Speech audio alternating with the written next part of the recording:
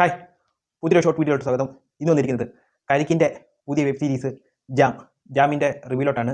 Director Binoy, casting Shabareesh, Sajin, Shambhu, Unni Mathew, Krishna, Chandran. ഇത് 3 series ആയിട്ടാണ് വന്നത്. എൻ്റെ ഒരു അഭിപ്രായത്തിൽ ഇത് ഒരു വീഡിയോ ആയിട്ട് ഇറക്കിയായിരുന്നെങ്കിൽ നല്ലതായിരുന്നു എന്ന് എനിക്ക് തോന്നി.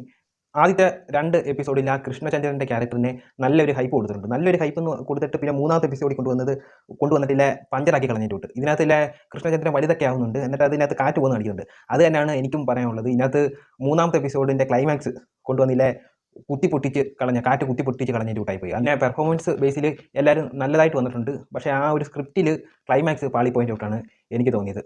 അപ്പോൾ ഇത്രയേ ഉള്ളൂ.